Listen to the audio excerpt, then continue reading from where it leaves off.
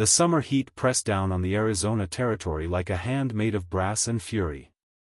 1879, the kind of heat that made men squint hard and drink harder, that turned patience into dust and dust into arguments. The mining town of Copper Ridge sprawled in a valley between red rock cliffs, a collection of false-fronted buildings and tents where fortune-seekers came to claw silver from the earth and mostly found disappointment instead. Caleb Morrison stood at the edge of the livestock market, watching without really seeing. 42 years old, weathered by sun and solitude, he had the look of a man who'd learned to expect nothing and was rarely surprised. He'd come to town for rope and nails, maybe a good mule if the price was fair.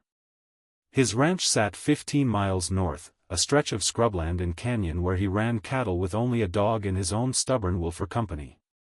The auction yard stank of manure and sweat. Men shouted bids over the bawling of steers. Caleb was turning to leave when he saw the commotion near the water trough. A girl. Maybe 17, maybe younger. She stood perfectly still while a man with whiskey-red eyes and a torn vest shouted at her, his hand gripping her upper arm hard enough to leave marks. Her dress was the color of old grain sacks, patched at the shoulders, hem heavy with trail dust. Dark hair hung loose past her shoulders, tangled with bits of dry grass. But it was her face that made Caleb stop walking. Calm. Entirely, impossibly calm. Like she was standing in a church instead of being manhandled in front of a crowd of strangers. "Useless piece of baggage," the drunk man hollered, his voice carrying over the animal sounds. Had her since she was nothing but a squalling brat. Deaf as a post. Dumb as one too. Can't hear thunder, can't speak a word. But she'll work. She'll scrub. She won't talk back, that's for damn sure. A few men laughed. One called out, "What are you asking for her, Pritchard?" $20, the drunk said. $20 and she's yours. I'm heading to California and I ain't dragging dead weight. The girl's eyes moved across the crowd. Not searching, not pleading. Just looking. And when her gaze found Caleb, it stopped. He felt it like a stone dropping into still water. Something in those eyes, brown as creek mud, steady as a held breath. Not hope. Not fear.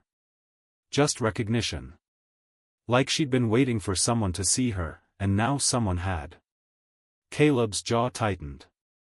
He didn't want this. He'd come for rope. He'd come to be gone by noon. He'd spent 20 years learning how to live without needing anyone, and he was good at it. But those eyes. He stepped forward. I'll give you 15. The drunk's face split into a grin missing 2 teeth. 15? Hell, I'll take it. You want a bill of sale? No. Caleb counted out coins from his vest pocket. Just take your money and go. The transaction took less than a minute. The drunk shoved the girl toward Caleb, then stumbled off toward the nearest saloon. Caleb stood there with a girl he didn't know and hadn't wanted, and she looked up at him with that same steady gaze. He cleared his throat. Can you walk? She nodded once. My wagon's that way. She followed him through the market, stepping carefully over ruts and horse droppings, never making a sound. When they reached his wagon, she climbed into the back without being told, arranging herself in the corner like someone used to making herself small. Caleb unhitched his horse and climbed onto the driver's bench. As he took up the reins, he felt the lightest touch on his shoulder. He turned. The girl had reached out, just her fingertips, barely brushing his shirt. Then she pulled back, folded her hands in her lap, and waited. He didn't know what to say. So he said nothing. He snapped the reins and the wagon rolled forward, wheels creaking, heading north out of Copper Ridge toward land that belonged to no one and everyone in him. The sun was halfway down the sky when they reached the ranch. It wasn't much. A low adobe house with a tin roof, a barn that leaned slightly west, a chicken coop, and a well with a good windmill. Beyond that, nothing but sagebrush and sky for miles in every direction. The girl climbed down from the wagon and stood there, taking it all in. Her face gave away nothing. Inside, Caleb showed her where things were. The pump for water. The stove. The root cellar. She moved through the space like she was taking inventory, touching the edge of the table, looking at the tin cups hung on nails, examining the chimney stones.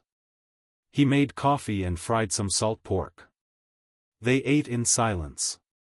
Afterward, he took a pencil stub and a piece of brown paper, pushed it across the table toward her. "You got a name?" She looked at the pencil for a long moment. Then she picked it up and wrote in careful, slanted letters, "Thea." "Thea," he said aloud. She watched his lips form the word. "I'm Caleb." She nodded once, then stood and walked outside into the last of the daylight. That night, Caleb lay in his bed and listened to the silence. It was the same silence he'd listened to for years, but now it felt different. Occupied. Like the house was finally breathing. In the morning, he found her in the barn. His dog, a cattle dog named Rye, sat beside her. Rye, who growled at strangers and barely tolerated Caleb, was letting her scratch behind his ears. When Caleb stepped into the barn, Rye didn't even look up. Thea was running her hand along the flank of his sorrel mare, the one with the bad hoof he'd been meaning to treat. The mare stood perfectly still, ears forward, calm as Sunday. "She's been lame for a week," Caleb said, though he knew she couldn't hear him. "Won't let me near that hoof." Thea knelt beside the mare. She didn't grab the leg or force anything. She just placed one hand on the horse's shoulder and waited. After a moment, the mare shifted her weight and lifted the bad hoof. Thea examined it, then looked up at Caleb and pointed to the barn wall where he kept his tools. He brought her a hoof pick and a jar of pine tar salve. She worked slowly, carefully, cleaning out a stone wedged deep in the frog. The mare never moved. When Thea finished, she stood and wiped her hands on her dress. Caleb stared. "How did you do that?" She just looked at him. Then she walked past him toward the chicken coop.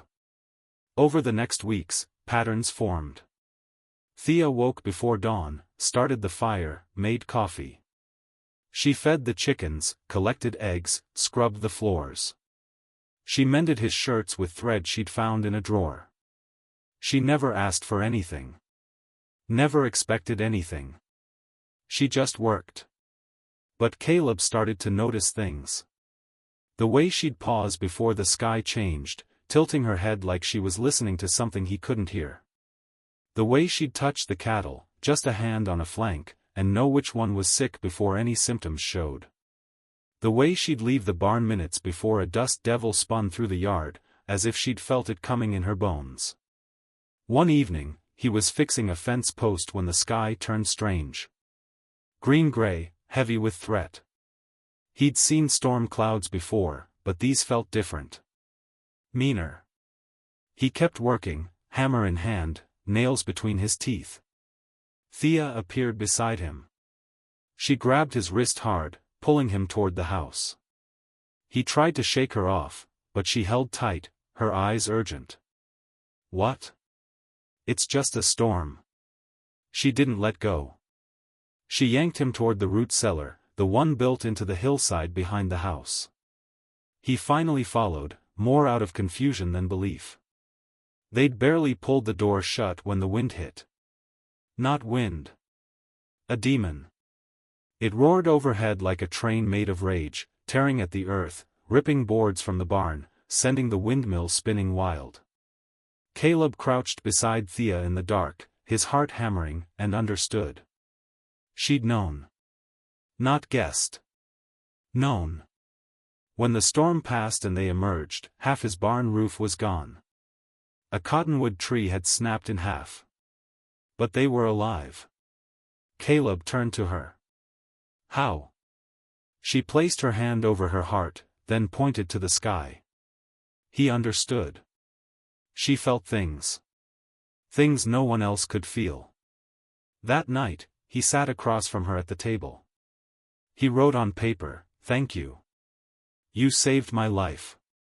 She read it, then wrote back, "You saved mine first." After that, something shifted between them.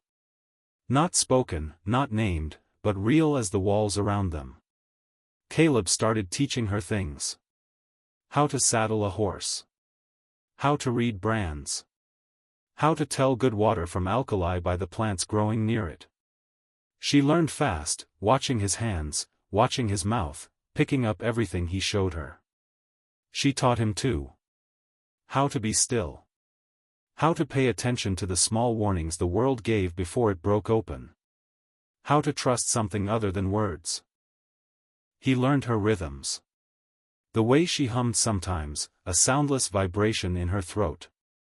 The way she touched things to understand them. The way she'd sit on the porch at sunset, watching the light change, her face soft with something he didn't have a name for. One morning, he rode out to check the south pasture and found one of his steers down, bloated and dying. He knelt beside it, cursing. The animal was too far gone.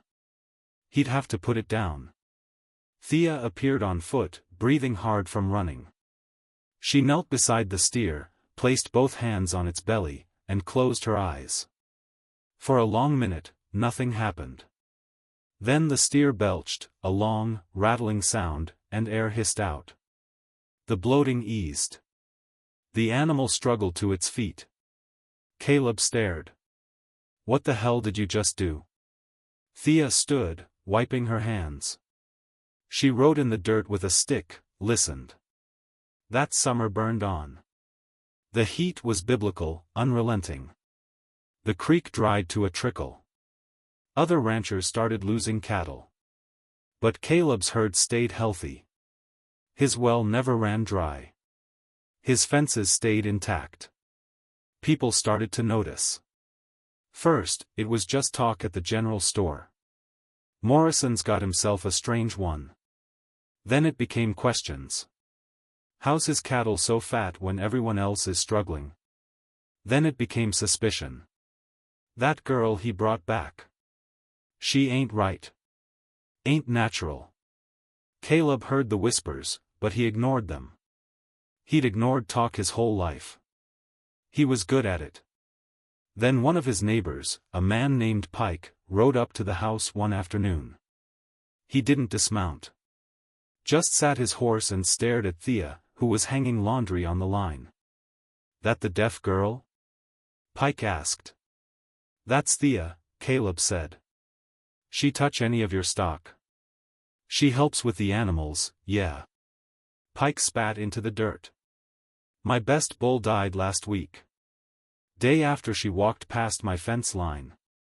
Caleb's jaw tightened. "Your bull was 14 years old, Pike. He died because he was old." "Maybe." Pike's eyes were hard.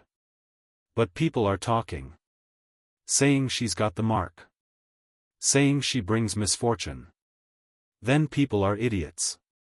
Pike rode off without another word. But the seed was planted. Over the next weeks, the talk grew louder. At church, women crossed themselves when Thea passed. At the mercantile, the owner watched her like she might steal something, or curse the building, or both. Children stared. Thea never reacted. She kept her head down, did her work, stayed close to the ranch. But Caleb saw the way her shoulders curved inward, the way her steps became quieter, like she was trying not to take up space in a world that had already decided she took up too much. Then came the day that changed everything. A family named Garrett lived 5 miles east. They had 4 children, and the youngest, a boy of 6, went missing one morning. He'd wandered off chasing a jackrabbit and hadn't come back. By afternoon, half the county was searching. They combed the ravines, checked the mine shafts, rode in widening circles. Nothing. Caleb and Thea heard about it from a rider passing through. By the time they reached the Garrett place, the sun was starting to sink. The mother was hysterical. The father looked hollowed out. Thea didn't wait for permission. She walked to the spot where the boy had last been seen, knelt down, and pressed her palms flat against the ground. She stayed like that for a long time, eyes closed, barely breathing. Then she stood. And walked. Not fast. Not slow. Just steady, purposeful. She moved through the brush like she was following a path only she could see. Caleb followed. So did the father. So did a dozen other men, skeptical but desperate. She led them up a rocky slope, through a stand of juniper, down into a dry wash. Then she stopped at the mouth of a small cave, partially hidden by fallen rock. Inside, curled up and shivering, was the boy. The father ran forward, scooped up his son, wept into the child's hair. The boy was dehydrated, scared, but alive. Everyone turned to look at Thea. She stood apart from the group, arms wrapped around herself, saying nothing. "How did you know?" someone asked. She didn't answer. Couldn't answer. The father walked over to her. He took her hand in both of his. "Thank you," he said, even though she couldn't hear him. "Thank you." That night, the story spread through Copper Ridge like wildfire. The deaf girl found the Garrett boy. The deaf girl who can't hear or speak, who led them straight to him like she knew exactly where he was. Some called it a miracle. Others called it something darker. The next Sunday, a group gathered outside the church after services. 15 people, maybe more. They stood in a loose circle, talking in low voices. Caleb saw them from across the street and felt his stomach tighten. By the time he walked over, they'd formed a plan.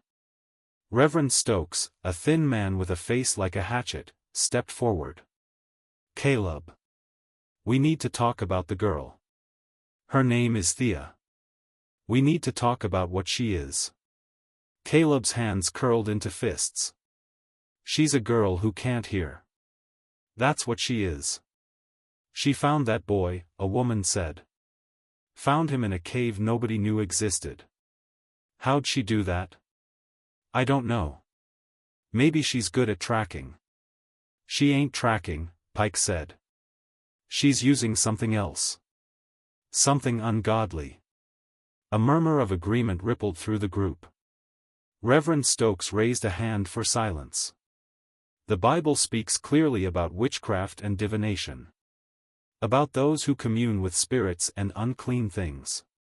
Caleb's voice dropped to something cold and dangerous. "You calling her a witch?" "I'm saying she bears watching. She saved a child's life. Or maybe she knew where he was because she put him there," someone muttered. Caleb took a step forward. Several men tensed. "If any of you come near her. If any of you so much as look at her wrong. You'll answer to me." Reverend Stokes met his eyes. "Threats don't change the truth, Caleb. That girl is an abomination."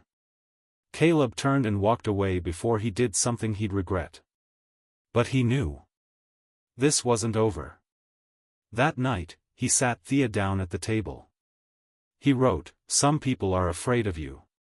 Because they don't understand." She read it, then wrote back, "I know. I won't let them hurt you." She looked at him for a long time. Then she reached across the table and took his hand. Her fingers were small, rough from work, warm. She wrote with her free hand, "Why did you buy me?" He stared at the question. Thought about lying. Thought about giving an easy answer. Instead, he told the truth. "Because you looked at me and I felt seen. For the first time in 20 years, I felt seen." Thea's eyes filled with something he couldn't name. She squeezed his hand once, then let go and walked outside. Caleb sat alone in the kitchen and wondered when exactly his life had stopped being his own. The harassment started small. Rocks thrown at the windows. A dead chicken left on the porch. Caleb supplies refused at the mercantile. But he endured. They both did. Then came the fire. It was deep night when Caleb woke to Rai barking. He stumbled out of bed, pulled on his boots, and smelled smoke. He ran outside and saw flames licking up the side of the barn. Thea was already there, hauling buckets of water from the well, throwing them at the base of the fire. Caleb joined her, and together they fought it, burning their hands, choking on smoke, until finally the flames died. When it was over, they stood in the ashes, covered in soot, and Caleb knew. Someone had set this. Someone had come onto his land and tried to burn him out. He found boot prints in the dirt. 3 men, maybe 4. The next morning, he rode into town. He walked straight into the sheriff's office and slammed his fist on the desk. "Someone tried to burn down my barn last night." Sheriff Donovan, a fat man with a badge that didn't mean much, looked up. "That so?" "That's so. And I want to know what you're going to do about it." "Hard to do much without evidence, Caleb. I got boot prints. I got witnesses." "Who? The deaf girl?" Donovan snorted. "She can't testify. Can't even talk." Caleb leaned over the desk. "If anything happens to her, if anyone touches her, I will burn this town to the ground." He turned and walked out. On the ride back, he made a decision. This couldn't continue. He couldn't protect Thea here, not with the whole town turning against her. Maybe he should take her somewhere else. California. Oregon. Somewhere people didn't know her story. But when he got home and saw her sitting on the porch, mending a shirt, her face calm in the afternoon light, he couldn't do it. Couldn't uproot her again. She'd been bought and sold and dragged across territory like cargo. She deserved a place to stay. And maybe he was tired of running too. That evening, he sat beside her on the porch. He pulled out a piece of paper and wrote, "If you want to leave, I'll take you anywhere. You don't owe me anything." Thea read it. Then she took the pencil and wrote back, "I'm not leaving. This is home." Something cracked open in Caleb's chest. He nodded, unable to speak. She wrote again, "Are you afraid?" "Yes." "Of what?" He took the pencil back. His hand shook as he wrote, "Of losing you." Thea stared at the words. Then she did something she'd never done before. She leaned over and rested her head on his shoulder. Just for a moment. Just long enough. Caleb closed his eyes and let himself feel it. The weight of her. The trust. The quiet, impossible fact that he was no longer alone. The confrontation came on a Wednesday. Caleb was in the south pasture, checking fences, when he saw the dust. Riders. 7 of them, coming fast. He recognized the shapes. Pike. Reverend Stokes. Some others from town.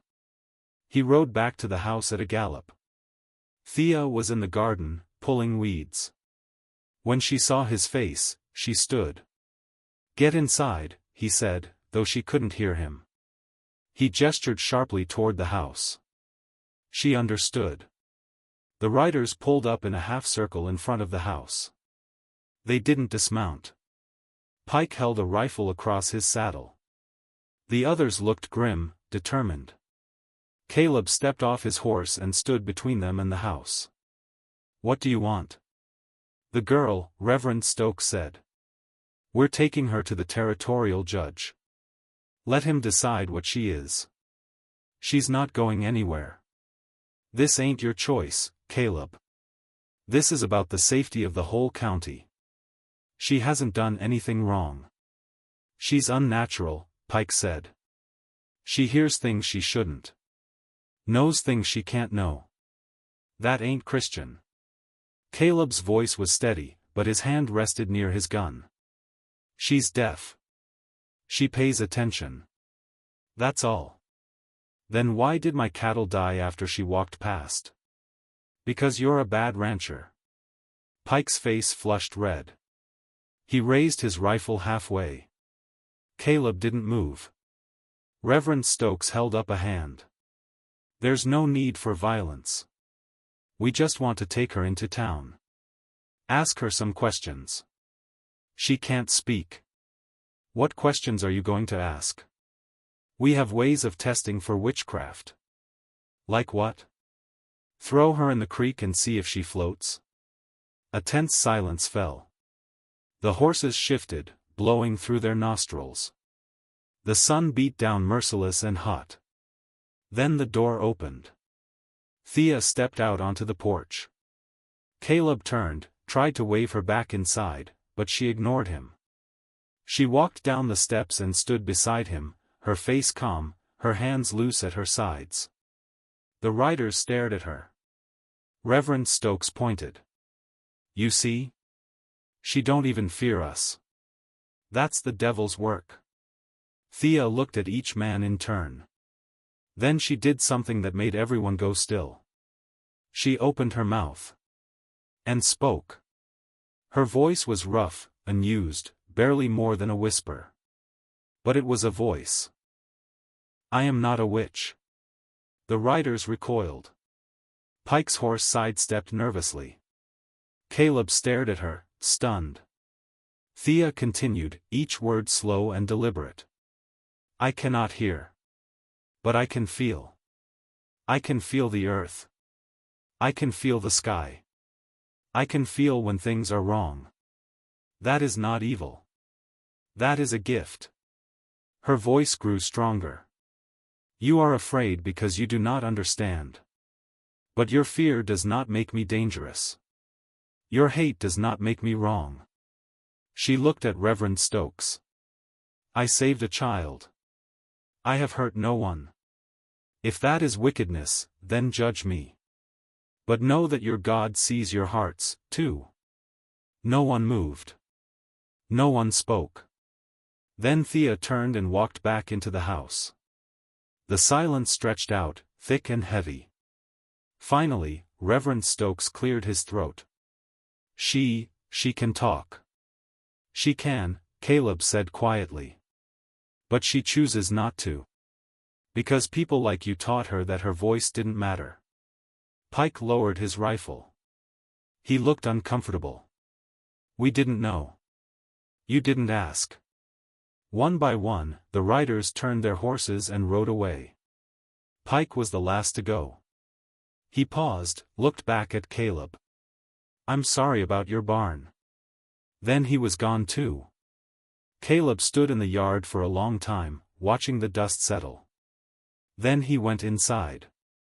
Thea sat at the table, her hands folded, her face unreadable. He sat across from her. You can talk, he said softly. She nodded. Why didn't you tell me? She picked up the pencil and wrote, I wanted to. But I was afraid. Afraid you would think I lied. Afraid you would send me away. I would never send you away. She looked up at him, her eyes searching his face. Why not? Caleb reached across the table and took her hand. Because you're the only person who ever saw me. Really saw me. Not the ranch, not the money, not the land. Just me. And I see you too. Thea's eyes filled with tears. They spilled over, running down her cheeks, and she didn't wipe them away. I can hear, she whispered. Not well. Not everything. But I hear some. I lied to my father because he beat me when I spoke. I lied to everyone because it was easier to be silent than to be hurt. And then you bought me, and I thought I would tell you. But then you were kind. And I was afraid kindness would stop if you knew the truth. Caleb squeezed her hand. I'm not kind because you can't hear. I'm kind because you deserve kindness. She stood, walked around the table, and knelt beside his chair. She took his face in her hands, looked into his eyes, and smiled. A real smile, big and bright and breaking open with relief. Thank you, she whispered. For seeing me. He pulled her into his arms and held her while she cried. And for the first time since he was a boy, he cried too. The days that followed were different. Thea spoke sometimes now, though still rarely. Her voice was soft, unpracticed, but real. She told him pieces of her story. The father who drank and raged. The mother who died when she was young. The years of silence, of making herself invisible, of surviving. Caleb told her his stories too. The war he'd fought in. The woman he'd almost married who left him for a man with better prospects. The 20 years of solitude, of building something with his own hands, of forgetting how to need anyone. They worked the ranch together. She was good with the animals, better than him. She could calm a spooked horse with just her presence. She knew which cows would calve early and which needed extra feed. She could smell rain coming a day before the sky showed clouds. The townspeople, shamed by what had almost happened, gave them a wide berth. Some apologized. Most just stayed away. Caleb didn't mind. He had everything he needed right here. One evening in September, as the heat finally broke and the air turned cool, Caleb and Thea sat on the porch watching the sunset. The sky was on fire, orange and pink and purple, and the land stretched out forever. Caleb turned to her. "Can I ask you something?" She nodded. "That day in town. When you looked at me. What did you see?" Thea thought for a long moment. "I saw someone who was lonely. Like me. I saw someone who understood silence. And I saw someone kind. I knew if I could just get you to see me, I would be safe. You are safe. Always. I know." She took his hand. "Can I ask you something? Anything. When you bought me, did you think of me as a person? Or as property?" Caleb's throat tightened. "I thought of you as a person who needed help. And I thought maybe if I helped you, I'd be less of a coward." "Coward? I've run from everything my whole life. Relationships. Responsibility. Connection. I thought if I lived alone, I couldn't get hurt. But loneliness is its own hurt. And you showed me that." Thea leaned her head on his shoulder. "I'm glad you're a coward then." He laughed. Actually laughed. "Me too." They sat like that until the stars came out, and the night wrapped around them, and the world felt, for just a moment, exactly right. The proposal came a month later, though it wasn't planned. They were riding together, checking the north boundary, when Caleb's horse stumbled in a gopher hole. He was thrown, landing hard on his back. The wind knocked out of him. His vision swam. Thea was off her horse in an instant. She knelt beside him, hands on his chest, her face pale with fear. "I'm all right," he gasped. "Just, give me a minute." She helped him sit up. Her hands were shaking. "I'm fine," he said again. "Really?" But she was crying. Silent tears streaming down her face. She gripped his shirt, her knuckles white. "Thea. I'm okay. I thought you were dead," she whispered. "I thought I lost you. And I realized I can't lose you. I can't. You're everything." Caleb wiped the tears from her face with his thumb. "You're not going to lose me. Promise me. Promise me you won't leave. I promise. Promise me forever." He looked into her eyes. Saw fear there. And love. And desperate, wild hope. "Marry me," he said. She blinked. "What?" "Marry me. Be my wife. Stay with me forever. I'll promise you that. I'll promise you everything." "Caleb. I know I'm too old. I know I'm difficult. I know I don't have much to offer. But I love you. And I think maybe you love me too. So marry me." Thea stared at him. Then she started laughing and crying at the same time. Yes. Yes. Yes. He pulled her close and kissed her. Right there in the dirt, with his back aching and his heart full, he kissed her like she was air and he'd been drowning. They were married by a traveling preacher 3 weeks later. No guests except Rai and the horses. No fancy dress. Just two people who'd found each other in the wreckage of their separate loneliness and decided to build something new. The first year of marriage was hard in the way all first years are. They learned each other's rhythms, each other's wounds. Thea had nightmares. Caleb had black moods. But they worked through it, together, with patience and grace. The ranch prospered. Word spread that Caleb Morrison's wife had a gift with animals. People started bringing their sick livestock, sheepishly, humbly. Thea treated them all, never charging money, only accepting eggs or bread or whatever they could spare. The town's opinion shifted. Slowly, cautiously, like a door opening after a long winter. They stopped calling her a witch. Started calling her a healer. Some even called her a blessing. Thea didn't care what they called her. She cared about the work. And she cared about Caleb. They built a life. Small and quiet and entirely their own. They added rooms to the house. Planted a garden. Bought more cattle. Saved money. Made plans. And at night, they would sit on the porch and talk. About everything. About nothing. About the day's work and tomorrow's weather and the shape of the clouds. Sometimes Thea would sing. Not often, but sometimes. Her voice was thin and uncertain, but Caleb loved it. He'd close his eyes and listen and feel grateful for every single note. One night, 2 years into their marriage, Thea took his hand and placed it on her belly. "I'm pregnant," she said. Caleb's breath caught. "Are you sure?" "I'm sure." He pulled her into his arms and held her. And for the first time in his life, he felt something he'd never felt before. Complete and utter peace. The baby came in spring. A girl with dark hair and her mother's eyes. They named her Clara. Caleb held his daughter and wept.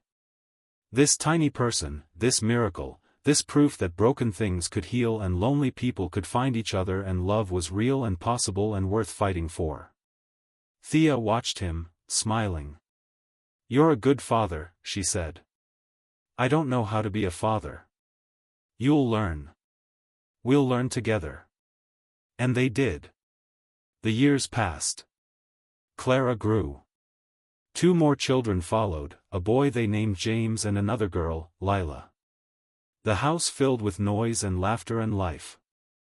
Thea taught the children her gifts. How to listen with more than ears. How to feel the pulse of the earth. How to be kind to things that couldn't speak.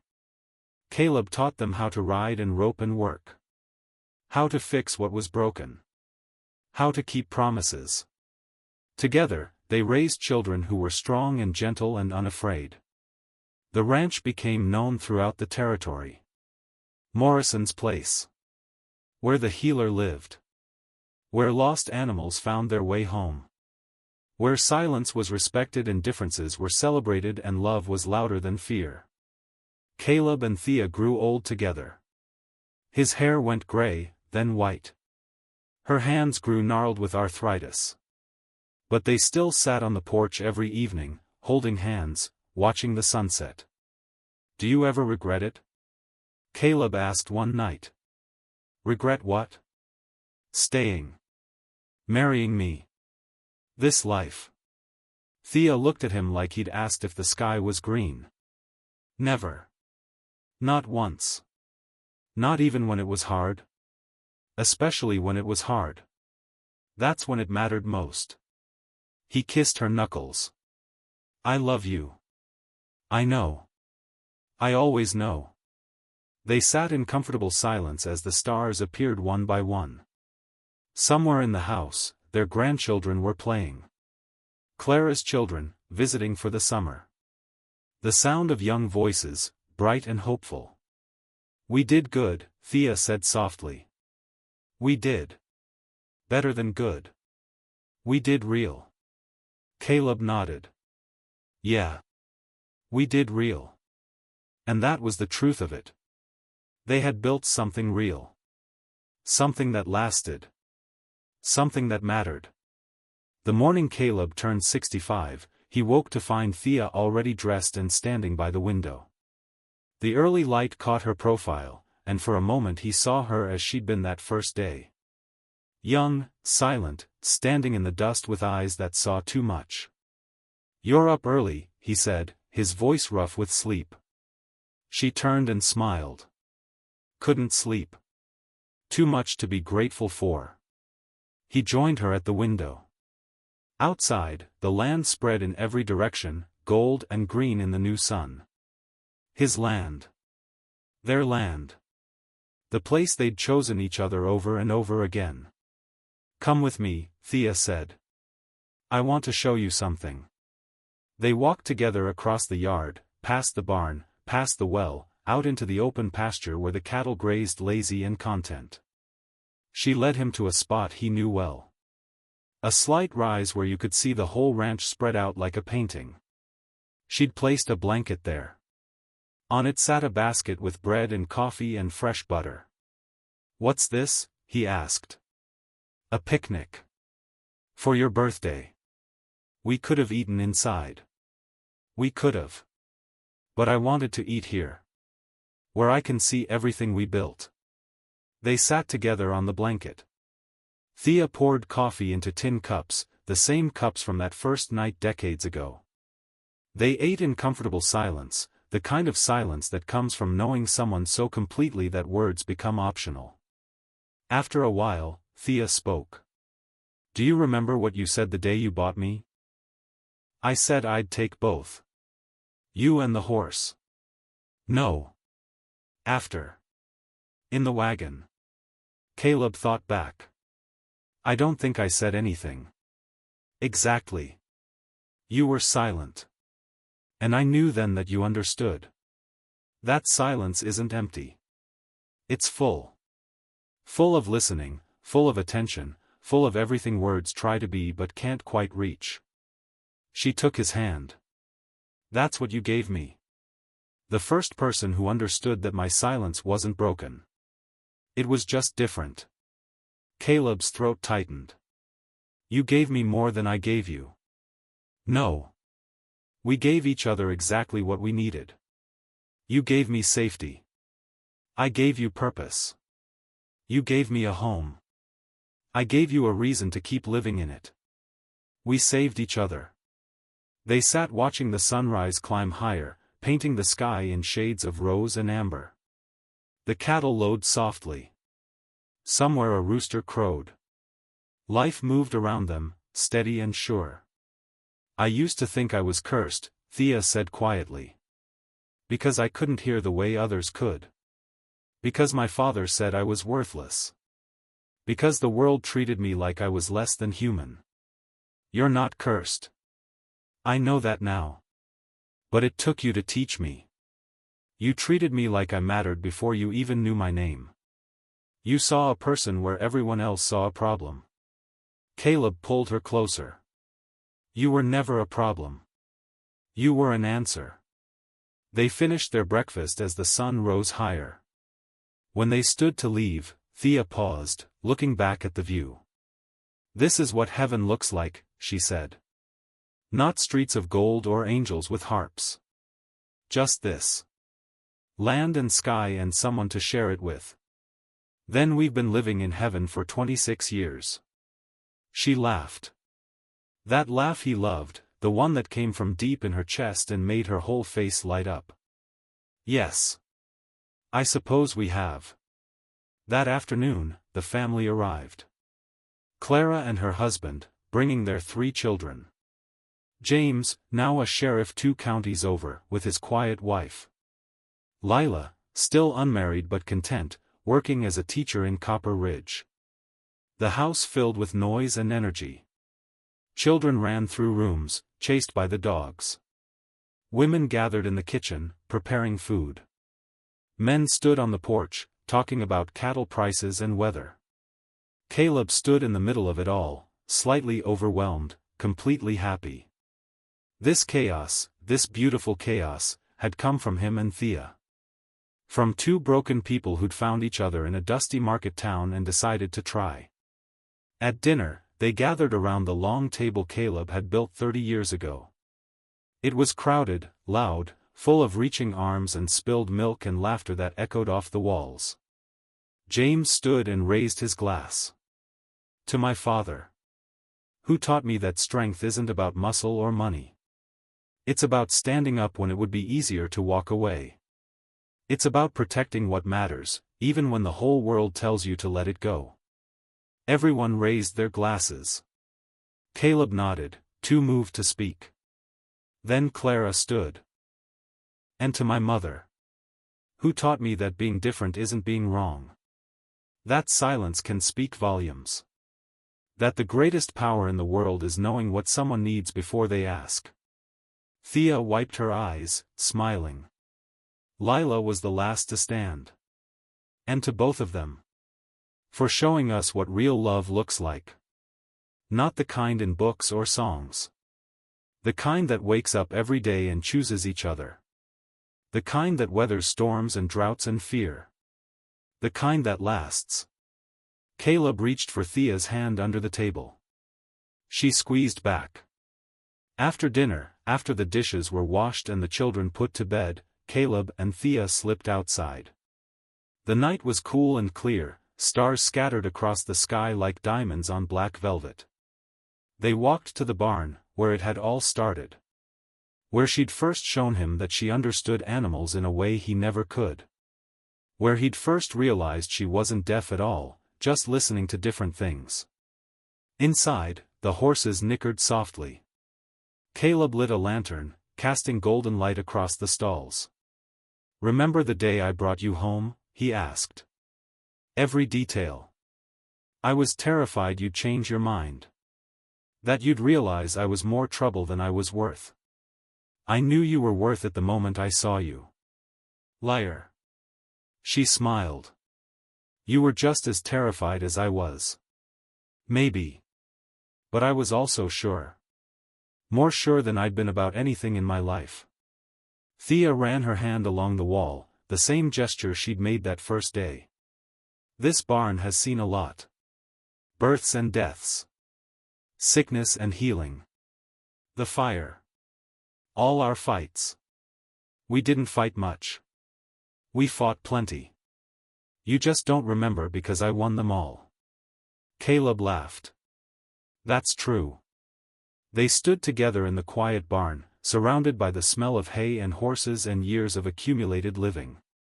Outside, the night sounds continued. Crickets, a distant coyote, the wind in the cottonwoods. "Are you afraid of dying?" Thea asked suddenly. The question didn't surprise him. They'd reached the age where death stopped being theoretical and became practical. "Sometimes," he admitted. "Not of being dead. But of leaving you alone. I feel the same. Though I think I'll go first." "Why do you think that?" "Just a feeling. The same kind of feeling that tells me when storms are coming." Caleb pulled her close. "Then I hope you're wrong. Because I don't want to live in a world without you in it." "You won't have to. Not for long. We'll find each other again, wherever we're going." "You believe that?" "I have to. Otherwise, what's the point?" They stood holding each other in the lantern light, two old people who'd once been young and desperate and alone. Who'd found each other against all odds. Who'd built something that would outlive them both. The seasons turned. Summer became fall, became winter, became spring. The cycle continued, as it always had, as it always would. Caleb's joints ached more. He moved slower. Some mornings it took him longer to get out of bed. But he still worked the ranch, still checked the fences, still sat on the porch with Thea every evening. Thea's hearing, never strong, grew worse. She relied more on feeling, on intuition, on the gifts that had always served her better than ears ever could. She still tended the sick animals. Still knew when rain was coming. Still read Caleb's moods before he spoke them. They were growing old together, slowly, gracefully, without complaint. One spring morning, Caleb woke to find Thea standing by the bed, fully dressed, her face pale. "What's wrong?" he asked, sitting up too fast, his heart lurching. "Nothing's wrong. Everything's right. Come outside. Quickly." He followed her into the dawn, confused and concerned. She led him to the pasture, where the cattle were gathering near the fence. "Look," she whispered. At first he didn't see it. Then his eyes adjusted and he understood. The old mare, the one he'd bought with Thea all those years ago, the one that had been lame and beaten and half dead, was lying in the grass. She'd passed during the night, peacefully, surrounded by the herd. She was 34 years old, Thea said softly. She lived longer than any horse should. She was happy here. Caleb felt tears on his face. He wasn't crying for the horse, not really. He was crying for time, for the passage of it, for the way everything beautiful eventually ended. Thea took his hand. "She had a good life. Because of you. Because you saw her in that market and decided she deserved better. We both did." "Yes. We both did." They buried the mare on the hill, where the view stretched forever. Caleb built a marker from smooth river stones. That evening, the whole family gathered for a small ceremony. Clara read a poem. James said a prayer. Lila left wildflowers on the grave. And Caleb and Thea stood together, remembering that day in Copper Ridge, when a lonely rancher had bought a horse and a girl and his whole life had changed. The years continued their march. Grandchildren became teenagers, then adults. Great-grandchildren arrived, squalling and perfect. The family tree grew branches, spreading wider and wider. The ranch stayed in the family. James took over the day-to-day operations, though Caleb still offered advice, wanted or not. The land was worked with care, with respect, with the lessons Caleb and Thea had spent decades learning. Copper Ridge grew. The mining played out, but the town survived, transforming into a trading hub. New buildings went up. The railroad came through. Progress marched forward, as it always did. But Morrison Ranch stayed the same. A place where silence was respected. Where difference was celebrated. Where the lessons of the past were honored without being worshipped. Caleb turned 73 in the summer of 1910. He'd lived longer than he expected, longer than he probably deserved. His body was failing slowly, piece by piece, but his mind stayed sharp. Thea was 70. Still beautiful to him, still graceful, still able to calm a spooked horse with just her presence. Her hair had gone completely white, but her eyes were the same. Brown as creek mud, steady as a held breath. That summer was hot and dry. Drought conditions. The creek ran low. The grass turned brown. But they'd weathered droughts before. They'd weather this one too. One evening in August, Caleb and Thea sat on the porch as they always did. The sunset was spectacular, the sky on fire with color. They held hands, quiet, content. "Do you have any regrets?" Thea asked. "About what?" "Anything. Your whole life." Caleb thought for a long time. "I regret the years before you. All that time I wasted being alone when I could have been looking for you. You weren't ready for me then. Maybe not. But I still regret it." "What else?" "I regret not telling you I loved you sooner. I regret every cross word I ever said to you. I regret every time I made you feel small or unheard." "Caleb. Let me finish. I regret not being a better man. You deserved better. You always deserved better." Thea was quiet for a moment. Then she said, "You were exactly what I needed. Not better. Not worse. Exactly right. You're being kind. I'm being honest. You saved my life. Not just from my father or from that town. You saved me from believing I was worthless. You gave me a reason to want to live." Caleb's vision blurred with tears. "You did the same for me." They sat in the fading light, two old people at the end of a long road, grateful for every step that had led them here. That night, Caleb had a dream. He was young again, standing in that market in Copper Ridge. But this time he walked past the corral without stopping. Bought his rope and nails and rode home alone. He lived his life without Thea. Decades of solitude. No wife, no children, no family. Just him and the land and the slow, grinding loneliness of a man who'd never learned to let anyone in. He woke with a gasp, his heart racing. Beside him, Thea stirred. "Bad dream," she murmured. "The worst. I dreamed I never met you." She reached for his hand in the darkness. "Just a dream. I'm right here. I know. But it felt real. Like I could have made that choice. Like I almost did. But you didn't. You chose to see me. You chose to help. That's what matters." He pulled her close, breathing in the familiar scent of her. Soap and sage and home. "I love you," he whispered. "I love you too. Always have. Always will." They fell back asleep tangled together, as they'd slept for nearly 3 decades. Safe. Known. Home. The end came gently, as such things sometimes do. It was October, the month when the heat finally broke and the air turned cool and clean. The leaves on the cottonwoods had turned gold. The light slanted different, softer somehow. Caleb had been feeling poorly for a few days. Nothing serious, he thought. Just tired. His chest felt heavy, his breath came short. But he was 73. Being tired was normal. He sat on the porch with Thea, watching the sunset as always. The sky was painted in shades of orange and purple. The land stretched out before them, peaceful and familiar. "It's beautiful," he said. "It always is. But tonight it's more beautiful. Like the world is showing off." Thea looked at him, her eyes searching his face. Then she took his hand and held it tight.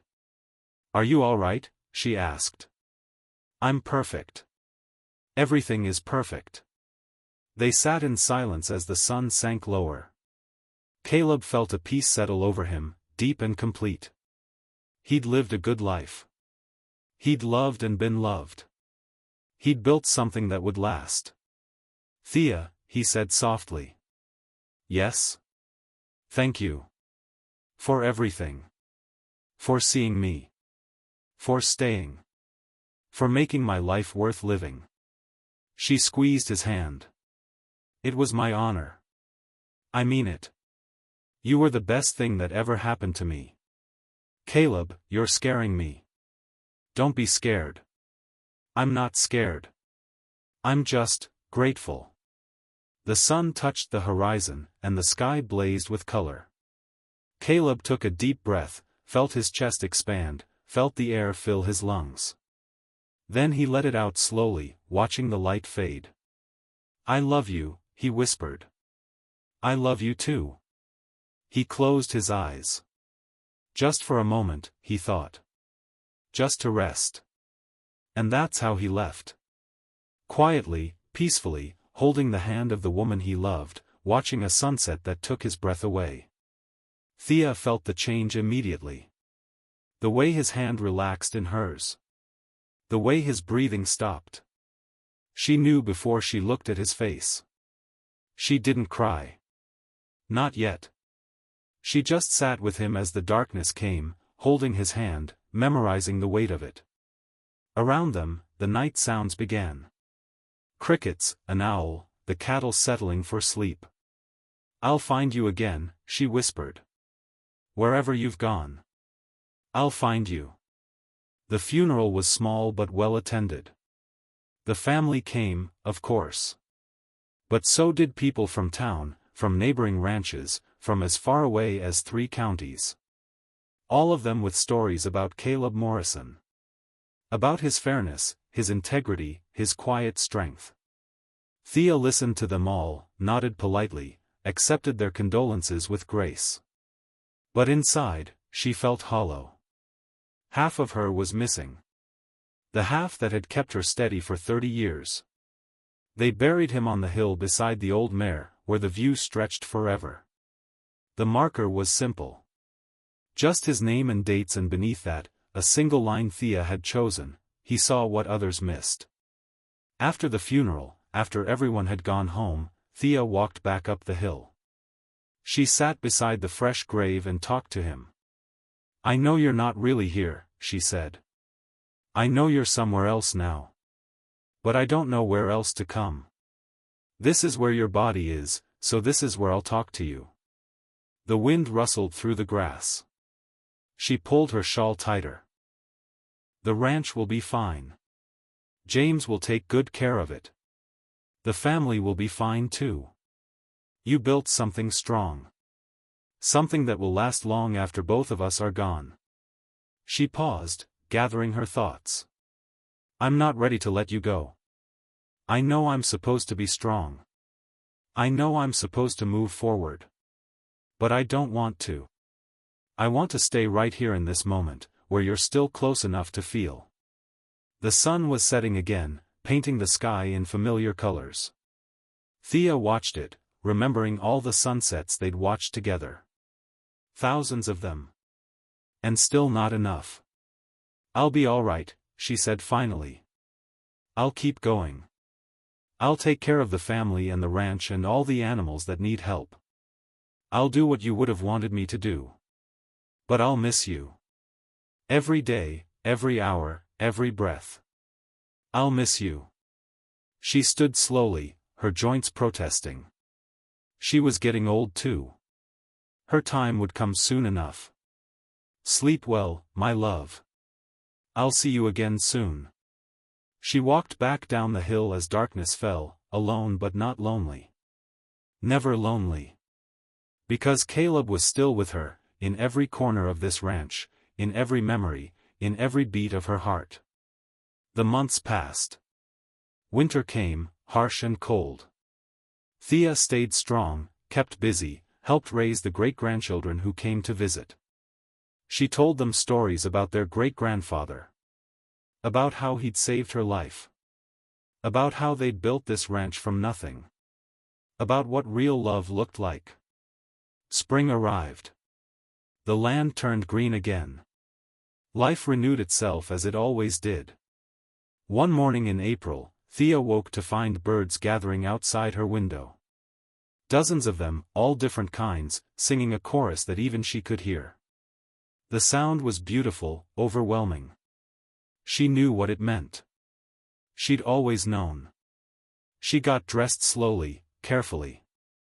Put on her best dress, the blue one Caleb had always liked. Brushed her hair. Looked at herself in the mirror one last time. Then she walked outside, across the yard, up the hill to where Caleb rested. She sat beside his grave, the same spot she'd sat 100 times since his death. The morning was beautiful. Clear and cool, the sky impossibly blue. "I'm ready," she said aloud. "If you're waiting for me, I'm ready now." She lay down in the grass, closed her eyes, and let go. They found her there that afternoon, peaceful and still, a slight smile on her face. The birds were still singing. The family buried her beside Caleb, their graves side by side on the hill where the view stretched forever. On her marker, they inscribed, "She heard what others couldn't." And beneath both names, spanning both stones, they added one final line, "Together always." Years passed. Decades. The ranch stayed in the family, generation after generation. The story of Caleb and Thea became legend, told and retold, growing in the telling but never losing its essential truth. Two broken people had found each other in the dust and heat of an Arizona summer. They'd built something real, something lasting, something that mattered. They'd proven that love didn't need perfect circumstances or perfect people. It just needed two souls brave enough to see each other truly. And on the hill where they rested, the grass grew green every spring. The wind sang through the cottonwoods. The cattle grazed peaceful and content. And if you stood very still, very quiet, you could almost feel them there. Still together. Still watching over the land they'd loved. Still listening to the silence that had always spoken louder than words.